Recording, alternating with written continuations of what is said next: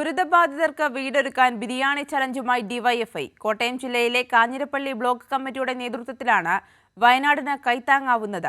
3 ദിവസം കൊണ്ട് 15,000 ബിരിയാണിയാണ് വിറ്റഴിക്കാൻ ലക്ഷ്യമിടുന്നത്. ചൂരൽമലയിലുണ്ടായ ഉരുൾപൊട്ടലിൽ സർവ്വതും നഷ്ടപ്പെട്ട കുടുംബങ്ങൾക്ക് തണലൊരുക്കാനാണ് ഡിവൈഎഫ്ഐ സംസ്ഥാന കമ്മിറ്റിയുടെ തീരുമാനം. ഇതിനായി ബിരിയാണി ചലഞ്ച് സംഘടിപ്പിക്കുകയാണ് ഡിവൈഎഫ്ഐ കാഞ്ഞിരപ്പള്ളി ബ്ലോക്ക് കമ്മിറ്റി.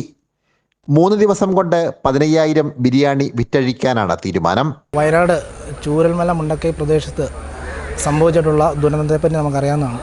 അപ്പോൾ അതിൻ്റെ അടിസ്ഥാനത്തിൽ ഡിവൈഎഫ്ഐയുടെ സംസ്ഥാന കമ്മിറ്റി 25 വീടുകൾ ആ ദുരിതബാധിതർക്ക് പണിത് കൊടുക്കുന്നതിന് വേണ്ടി തീരുമാനമെടുത്തു.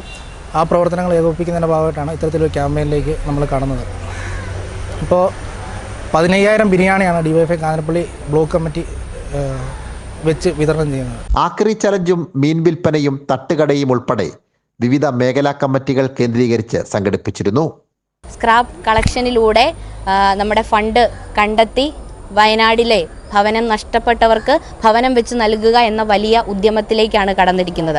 അത്തരത്തിൽ കാഞ്ഞിരപ്പള്ളി ബ്ലോക്ക് കമ്മിറ്റിയും നമ്മുടെ ആക്രി ചലഞ്ചിൻ്റെ ഭാഗമായിട്ട് എല്ലാ മേഖലയും എല്ലാ യൂണിറ്റും ആക്രികൾ ശേഖരിക്കുകയും അതോടൊപ്പം തന്നെ ഡിവൈഎഫ്ഐ ഇത്തരത്തിലൊരു ക്യാമ്പയിനുമായിട്ട് ഇറങ്ങുമ്പോൾ നമുക്കറിയാം കേരളത്തിലെ വിവിധ രംഗത്തുള്ള പല ആളുകൾ ഇതിനോട് പിന്തുണ അറിയിച്ച് വന്നിട്ടുണ്ട്. ബിരിയാണി ചലഞ്ചിൻ്റെ ഭാഗമായി ആദ്യം ഓരോ ഭവനങ്ങളിലുമെത്തി പ്രവർത്തകർ ഓർഡറുകൾ ശേഖരിച്ചിരുന്നു.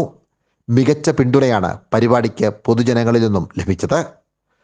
ബിരിയാണി ചലഞ്ചിലൂടെ സമാഹരിക്കുന്ന മുഴുവൻ തുകയും ജില്ലാ കമ്മിറ്റി വഴിയാണ് സംസ്ഥാന കമ്മിറ്റിക്ക് കൈമാറുക. സനോജ് സുരേന്ദ്രൻ, കൈരളി ന്യൂസ്, കോട്ടയം.